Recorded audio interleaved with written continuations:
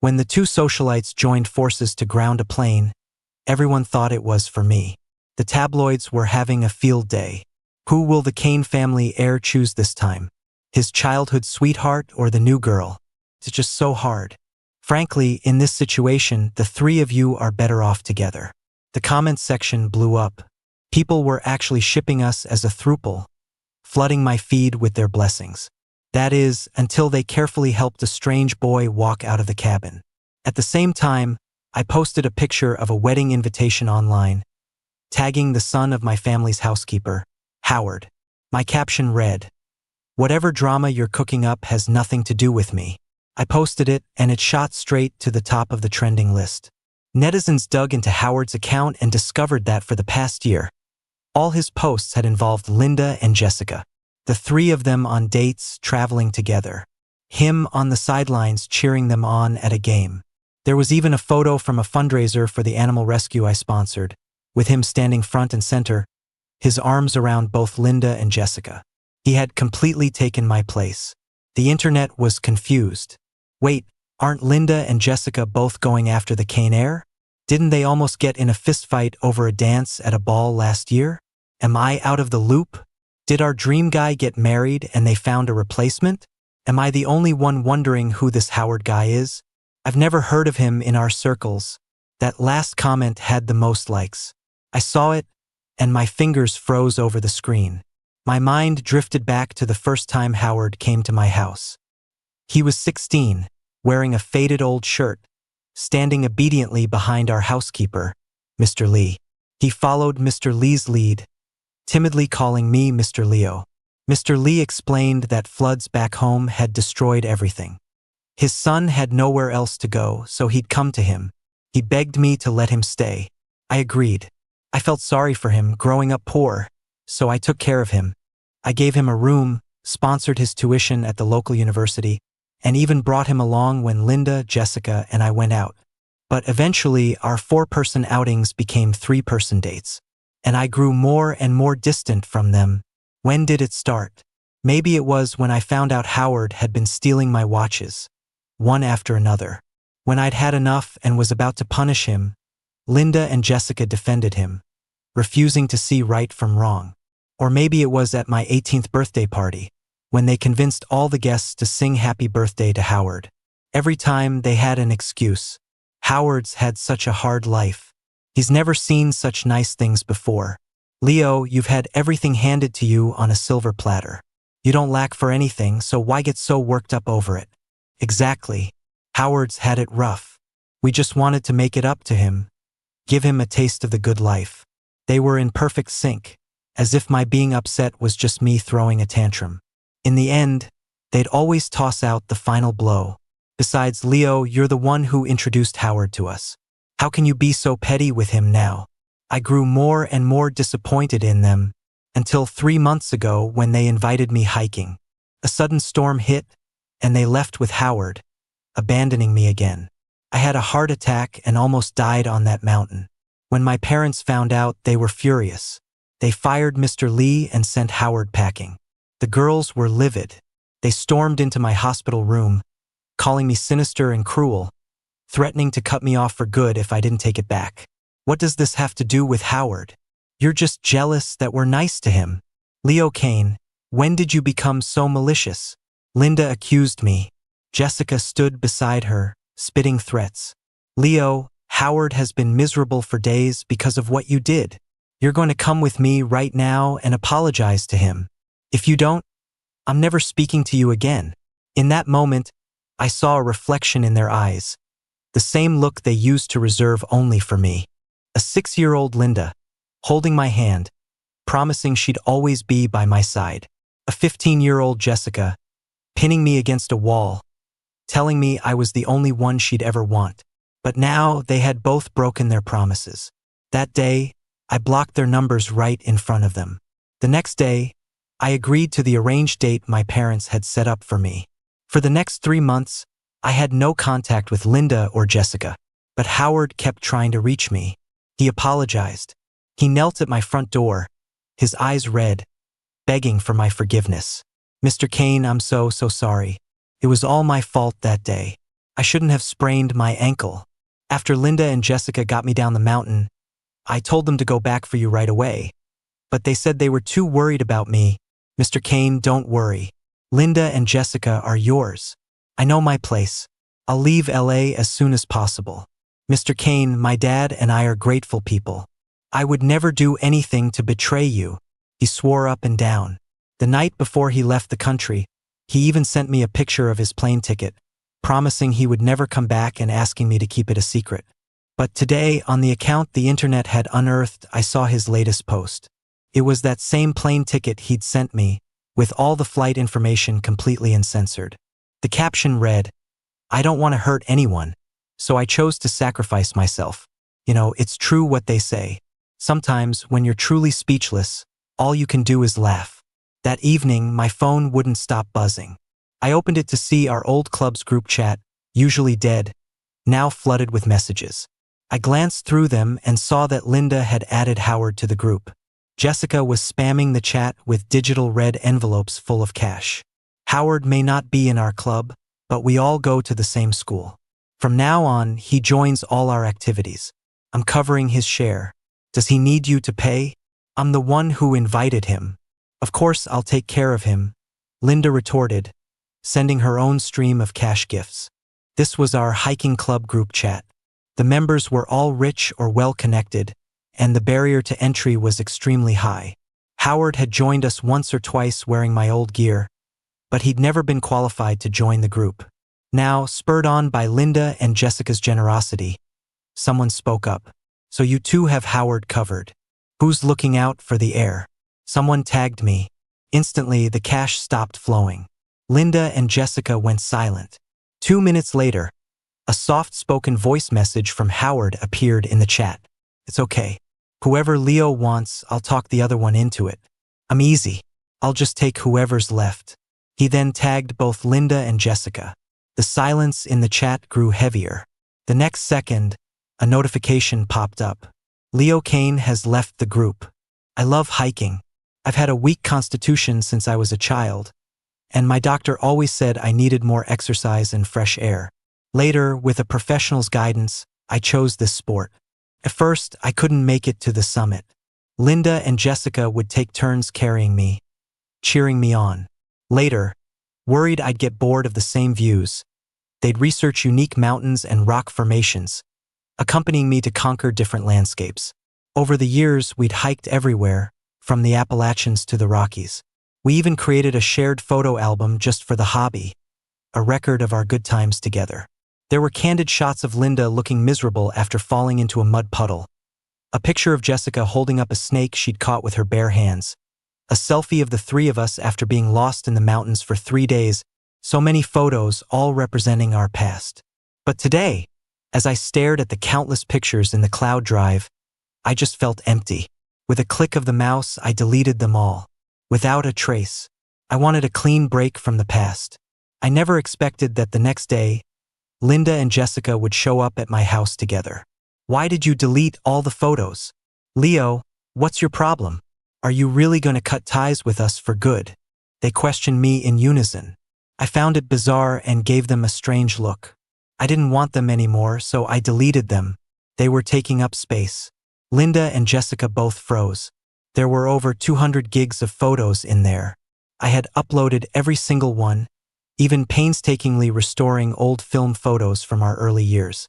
Now, I hadn't saved a single one and was dismissing it so lightly. Linda was the first to recover. "Leo, we were just angry last time. But with Howard in that condition, how could we just leave him?" Jessica's tone was defiant. "Why are you still trying to sweet-talk him? If he hadn't been such a bully, would Howard have left? Now he's just pulling these stunts for attention." Jessica had always been impulsive, and her face was flushed with anger. Linda bit her lip. She didn't scold me, but her face was also clouded with displeasure. She looked at me with disappointment. "Leo, you're both guys. Targeting Howard like this is just despicable." "Targeting him? When did I ever target Howard?" Sensing my confusion, Jessica scoffed. "You post that stuff online, you quit the group chat.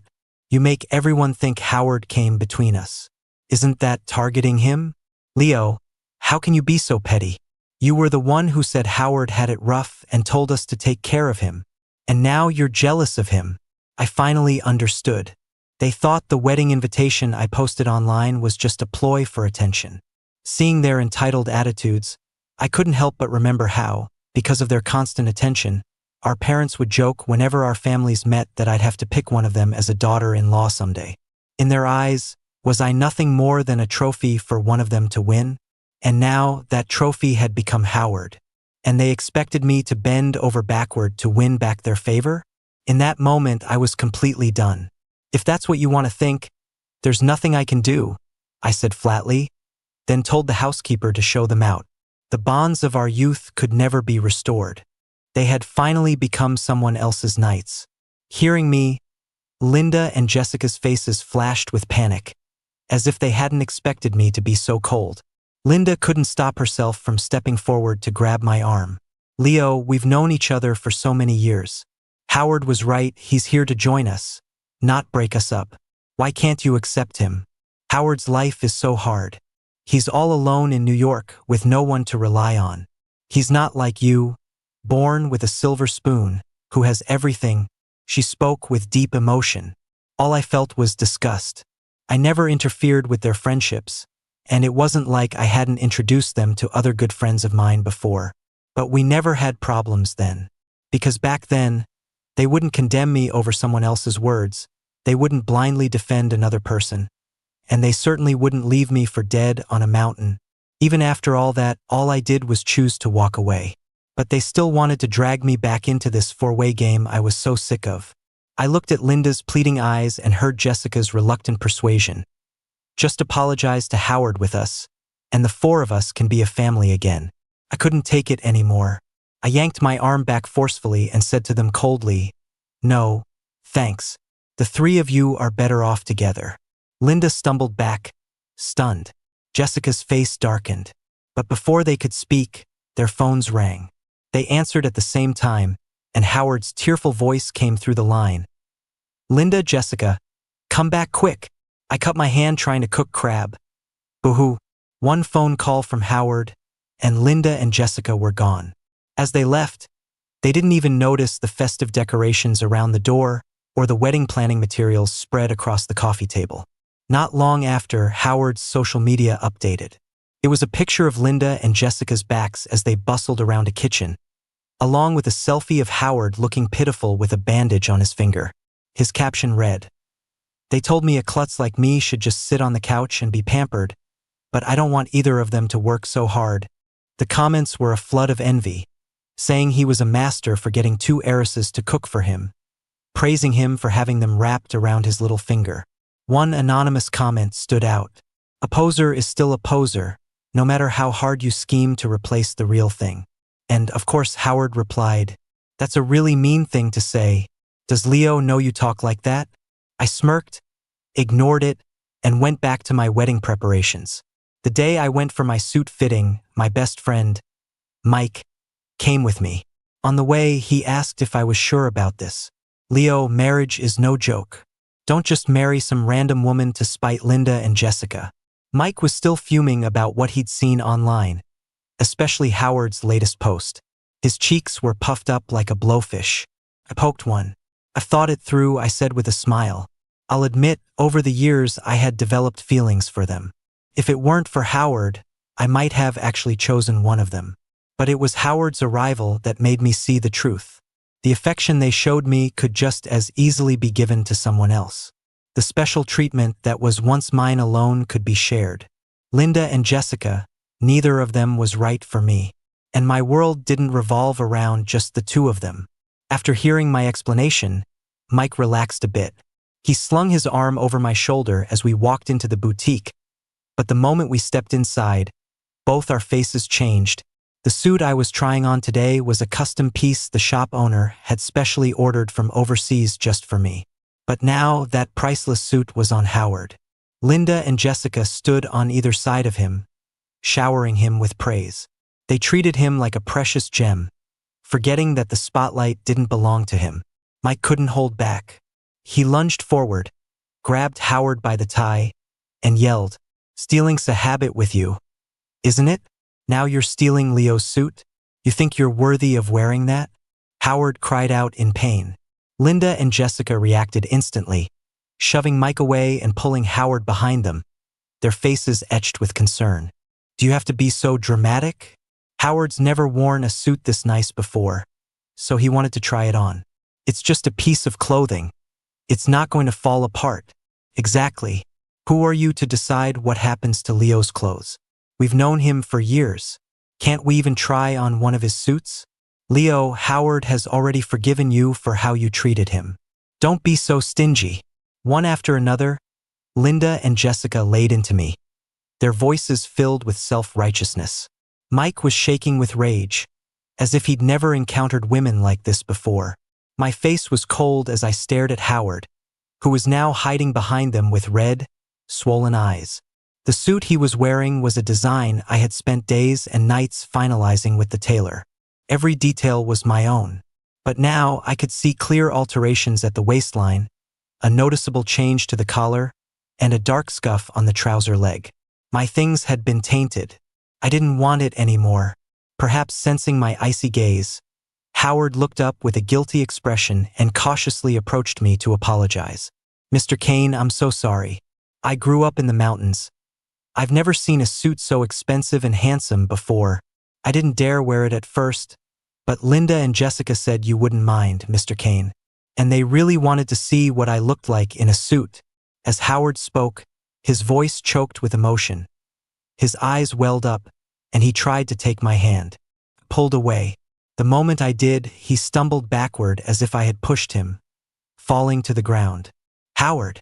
Linda and Jessica shouted in unison. In an instant, I was shoved aside. A sharp pain shot through my collarbone as my back slammed into something hard, forcing a pained grunt out of me. But Linda and Jessica didn't seem to notice. They rushed to help Howard up, then turned to yell at me furiously. Leo Kane, it's just a suit. You have so many designer clothes, what's the big deal if you give one or two to Howard? Howard's life is already so hard. Thanks to you, his dad lost his job and he has no money for school. Not everyone is born lucky like you. You are going to apologize to Howard right now. Jessica marched toward me, her face dark, and grabbed my arm. The movement sent another wave of pain through me. Get off. I sidhed, kicking out of here. Mike jumped in to help, but the kick seemed to enrage Jessica. She gripped my wrist like a rabid bulldog, refusing to let go, hell-bent on forcing me to apologize to Howard today. Leo Kane, we've spoiled you rotten. It's made you arrogant and taught you to do nothing but bully the weak. Cold sweat poured down my face. The pain was so intense I couldn't speak. To make matters worse, Linda was chiming in from the side. Leo, you're going too far. First the invitation, now the suit. Jessica and I have let you have your fun. But this little game has to end now. She still thought my wedding was a sham. That's why she so casually let Howard wear my custom suit and alter my design. My arm hurt. My heart hurt more. Just as my vision started to go black from the pain, the pressure on my wrist suddenly vanished. The shadow in front of me was swept aside, and a cold, clear female voice echoed through the room. You two have some nerve, ganging up on my fiancé while I'm not around. I looked up, and my eyes met a beautiful but icy face. I felt an overwhelming sense of security. Victoria was the woman I was about to marry. She was also Linda's aunt. When I saw her at the arranged meeting my parents set up, my expression was probably just as shocked as Linda's and Jessica's were now. Victoria was 8 years older than me. When a 6-year-old me and Linda were clinging to each other, crying about not wanting to go to kindergarten, she was already representing our school at the National Math Olympiad and taking first place. When I was 15 and scheming with Jessica on how to score tickets to a huge concert, she was the concert's biggest sponsor, providing 3 front-row VIP tickets and a private car for us. Victoria and I were from 2 different worlds. But as we got to know each other, we were surprisingly compatible. She wasn't always present like Linda, or unconditionally supportive like Jessica. But no matter how busy she was, she never missed a single step of the wedding planning. And when our opinions differed, she didn't just blindly agree with me. Leo, the wedding is on a lawn. It really isn't safe for you to wear leather shoes with a heel, I've adjusted the schedule. The original plan was too packed. Your health isn't the best, and you'll be exhausted. And she remembered all my likes and dislikes. She knew I was allergic to peanuts, that I hated yellow roses, and that I loved sunsets. So she arranged every detail of the wedding to be exactly what I had dreamed of. Just like now, she stood protectively in front of me. Her gaze swept coldly over Linda and Jessica before landing on Howard in the suit, her brow furrowing. One look, one frown. Linda and Jessica panicked. They still seemed to be reeling from the shock of me marrying their aunt. When they finally processed it, Jessica was the first to cry out, "Leo Kane, you're really gonna marry her." Her angry voice trembled. Linda stood there, completely lost. She'd heard her aunt was getting married, but she never imagined it would be to me. Only Howard was still a bit confused. He looked between Victoria and me, his eyes darting back and forth and feigned surprise. "Mr. Kane, you're getting married? Then what about Linda and Jessica? I thought you were just pretending to get married. I mean, you and Linda and Jessica are so close." Howard cut himself off at the last second, but the implication hung in the air. I caught the flash of malicious calculation in his eyes, spreading rumors about me, Linda, and Jessica right in front of Victoria. Even they heard how wrong it sounded. They frowned at him, their faces showing their displeasure.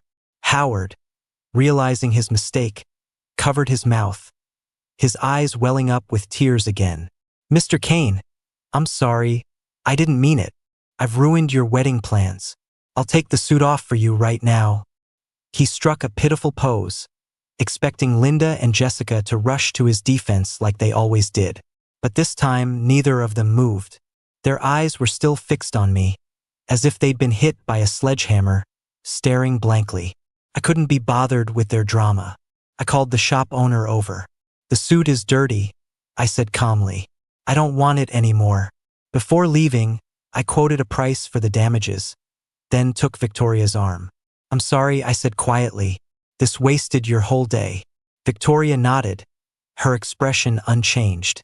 "I should be the one apologizing. You've been handling all the wedding preparations by yourself, and now you have to deal with this misunderstanding." She glanced over her shoulder. Linda and Jessica flinched. Their eyes were a mix of shock, frustration, regret, and pain, but that had nothing to do with me. The wedding was fast approaching, and Victoria only got busier. I was understanding and took over all the final arrangements. But just as everything was proceeding smoothly, Linda and Jessica started hounding me for no reason. They both tried to add me on every social platform. They bombarded my phone with calls from different numbers. Jessica even parked her car outside my house, ambushing me every time I came or went. "Leo, you can't marry her." That was all she ever said. And every time my reply was the same: "You're insane." It was like she had reverted to the time before Howard appeared, launching a fierce campaign to win me back, making public declarations online and sending flowers. Even the internet was eating up the drama. What's Miss Jessica up to? A few days ago, she was liking posts on the stand-in's account, and now she's back to fawning over her old flame? The online comments were snarky, but she paid them no mind. Linda, on the other hand, had been quiet, until the first time I attended a Lynn family dinner as Victoria's fiancé. She cornered me at the party. "Leo, I admit it. I lost." Linda looked at me with a tragic expression. In just a few days, she'd lost a lot of weight. When she saw I was about to leave, she blocked my path, her voice pleading. "Leo, Howard, he was just a way to make you jealous. I wanted you to care about me, to choose me over Jessica. I never liked him. The person I've always loved is you. Ever since I was 6. But then Jessica showed up. You two had so much in common, you clicked so well. Sometimes I felt like I didn't even belong. So I got scared. I was afraid you'd choose her. When Howard appeared, I deliberately competed with Jessica to show him attention, to make you jealous. I thought if Jessica fell for Howard, then no one would be competing with me for you." She poured her heart out, even holding out a small ring woven from grass, something from when we used to play house as kids. Her voice cracked. "Leo, I'm not like Jessica. The only groom I've ever wanted to marry is you." "Linda." I didn't take the toy she offered. Instead, I took a step back, my eyes meeting hers, my voice colder than I'd ever heard it. You and Jessica are no different to me. Linda froze, the color draining from her face. I admit, in the past, I had feelings for both of you. There were nights I'd lie awake, wondering who I could choose without hurting the other, and I wouldn't be able to sleep. I gave a bitter laugh. The feelings of youth. Being adored by two exceptional women. To say I only saw them as friends would have been a lie. But whether it was Linda, my childhood companion, or Jessica, my kindred spirit, I never wanted to hurt either of them. But they hurt me. The moment you left me alone on that mountain, both of you became strangers to me. So, whether you like Howard or not, whether you were using him or not, whether you love me or not, I don't want to know. I pushed the grass ring still clutched in her fingertips back towards her. Linda, I said, childhood promises don't count. Linda didn't bother me again. But Jessica persisted. As for Howard, his social media account went silent after that day at the boutique. Like an old toy, he had been cast aside by both Linda and Jessica. However, I didn't drop my demand for compensation. A short while later, I saw Howard and Jessica arguing outside my gate. Jessica, I can't find Linda. Can you please talk to Mr. Kane for me? That suit. I could work my whole life and never be able to pay for it. Mr. Kane is so rich, all his clothes are priceless. Why is he picking on a poor guy like me? And, Jessica, are you both abandoning me now? Howard's voice was choked with sobs, but Jessica had lost all her former patience. She smoked a cigarette, repeatedly dodging his attempts to grab her. Finally, she seemed to snap, yelling at him, "Get lost. If it wasn't for you, Leo wouldn't be ignoring us." Howard was stunned by her outburst. Seeing the disgust on Jessica's face, he completely lost control. "Jessica, you were the ones who told me to stay. Don't you have a responsibility to me? You're supposed to be good to me just like before. You're supposed to spoil me and protect me unconditionally." He couldn't accept it. It was like the little match girl seeing a beautiful vision, only to be plunged back into the cold, harsh reality. I watched them, perhaps sensing my gaze. They both looked over. The instant she saw me, Jessica shoved Howard violently to the ground and rushed toward me. "Leo, he's the one who won't leave me alone. I was being an idiot before. I thought using Howard would make you jealous. That's why I did all that crazy stuff." Her excuse was identical to Linda's. I remained expressionless, but Jessica swore to me it was the truth. The scene seemed to push Howard over the edge. I don't know where he got it, but he suddenly produced a knife and lunged straight at me. His face twisted in a vicious snarl. "Leo Kane, this is all your fault. Go to hell." My pupils constricted. As the cold tip of the blade rushed toward me, I felt the suffocating certainty of death. Howard went to prison. Jessica went to the hospital. She had jumped in front of me at the last second, taking the knife. Her right kidney was ruptured. After a night of observation in the ICU, she was moved to a private room. The first thing she did when she woke up was demand to see me.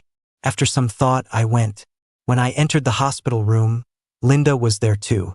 She was sitting by the bed, peeling an apple for Jessica. Her face was just as pale. The moment she saw me, she dropped everything and stood up. "Leo, you're finally here." Jessica struggled to sit up. I walked a few steps closer, keeping my distance, and offered my thanks in a low voice. "Regardless of anything else, I should thank you. If it weren't for her, I'd be the one lying in that hospital bed." After a few seconds of silence, I took out an invitation and placed it on the bedside table. Nothing more needed to be said, but Jessica's face went white again. Her lips trembled as she watched me, and her eyes instantly turned red. After a long moment, she finally spoke, her voice hoarse. "Leo, can't we really go back to how things were before? Even just the three of us? I don't mind anymore. I really don't mind." By the end, Jessica was crying. Linda looked utterly defeated. The two of them, in that moment, looked like a pair of pathetic, lost puppies. The room was so quiet you could hear a pin drop, broken only by Jessica's sobs and Linda's heavy breathing. After a long time, I sighed and spoke clearly. Maybe this is for the best. Even without Howard, our friendship would have fallen apart eventually. No matter which one of you I chose, it would have been unfair to the other. It's better this way. We can all find our own peace. I meant every word. How many nights had I woken up from a nightmare where I'd chosen Linda or Jessica, only to see the other one leave in pain, leading to us never speaking again. Howard's arrival was a catalyst. It showed me Linda and Jessica for who they truly were, and it allowed me to completely withdraw from that chaotic relationship. Seeing that they wanted to say more, I held up a hand and, for the first time in a long time, gave them a small smile. If you're willing, come to my wedding. Have a drink. My wedding. Jessica came. She and Linda sat at the same table. They were quiet the whole time. The other people at their table were our old classmates, and no one dared to pressure them to drink. But they both ended up drunk anyway. Thankfully, they didn't cause a scene. As they were helping each other out the door, they saw me in my reception suit, Victoria's arm around my waist. They both stopped and just stared at me for a long time. I met their gaze, smiled slightly, and raised my glass to them. After the wedding was over, I received 2 text messages at the same time. From Linda and Jessica. Linda said, "Wishing you happiness." Jessica said, "I'll wait for you forever." I didn't reply. When I came out of the bathroom after showering, I saw Victoria staring at my phone screen, her expression unreadable. "What's wrong?" I asked, sitting down next to her while towel drying my hair. I followed her gaze and, seeing the unread messages, couldn't help but laugh. "Don't tell me," I teased, "you're jealous?" After months together, I was comfortable enough to joke with her. Victoria didn't get angry.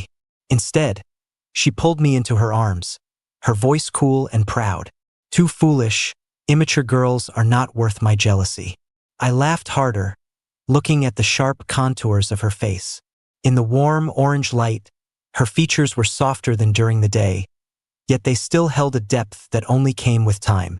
On a whim, I thought back to our first meeting. I was completely disheartened back then, with a reckless, what's the worst that could happen attitude. I hadn't even shaved before meeting Victoria. I was distracted the whole time, making one mistake after another. I thought there was no chance. But on the way home, my mom told me that she was very pleased with me and hoped to get to know me better. I had asked her back then, too, why she chose me. Her answer at the time was, "I thought you were cute." I believed her then. But now, looking into Victoria's dark, ink-like eyes, I narrowed my own and playfully pinned her down on the bed.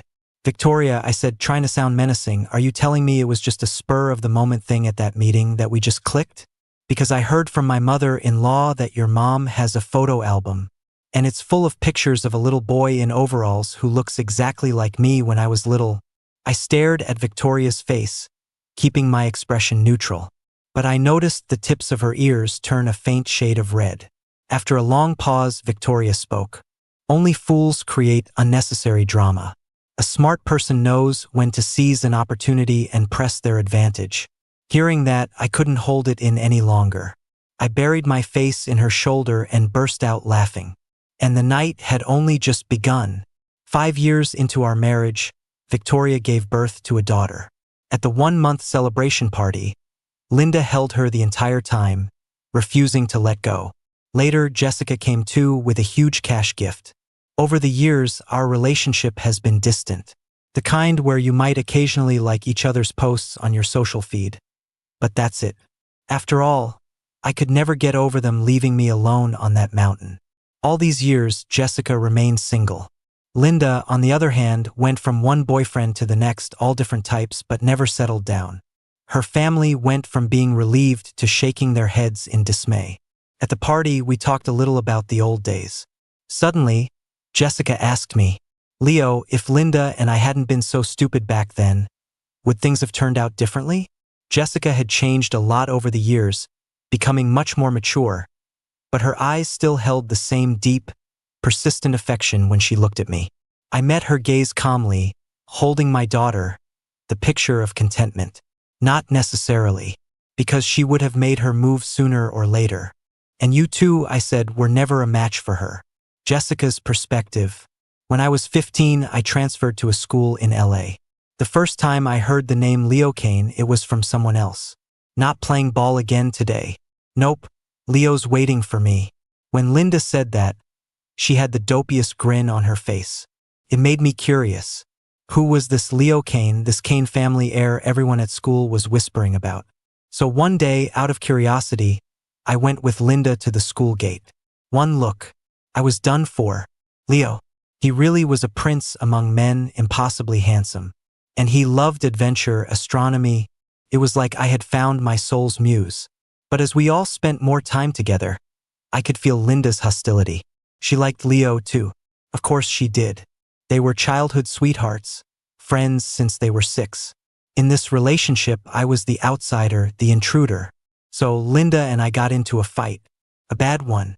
We both ended up in the same hospital room for 2 weeks. That time, Leo's eyes were red with anger. He sat between our beds, his voice hoarse, yelling first at me, then at her. He finally threatened that if we ever heard ourselves like that again, he would cut ties with both of us for good. Hearing that, I was actually pretty happy, because he yelled at me first. After that, Linda and I reached an unspoken agreement. We wouldn't fight in front of Leo, but in private, we were rivals. Everyone could see we both liked Leo, and Leo knew it too. I could feel him carefully trying to maintain a balance between the 3 of us, not wanting to hurt either of us. But I also knew the truth. This relationship of ours, one of us would eventually have to leave. I didn't want it to be me, and neither did Linda. Later, we both decided independently to break that balance. We used the housekeeper's son, that outsider, to create the illusion that we were both betraying Leo. We wanted to force his hand, make him choose. I don't think I was being cruel. Leo was just too kind. The first time I saw Howard, I knew he was a schemer. And sure enough, it wasn't long before he was trying every trick in the book to charm us and drive a wedge between the 3 of us. But Linda and I just went along with it. But then we took it too far. Neither of us ever imagined that, in Leo's heart, this wasn't a choose one of 2 game. He disqualified both of us at the same time. And no matter how hard I tried afterward, I could never win him back. All these years, I've never been able to let go. I know Linda hasn't either. Even with her constantly changing boyfriends, it's just a way of lying to herself. I looked down on it, but I also desperately hoped that if I just held on, I might get another chance. That lasted until I attended the party for Leo's daughter. I asked the question that had been buried in my heart for so many years. I wanted to know, if I hadn't been so stupid back then, would he have chosen me? He smiled, and he gave me his answer. It was only in that moment that I truly understood. In Leo's heart, Linda and I really were the same. He might have felt something, but it was never enough to make him fall in love. Some things, some destinies, they're just meant to be.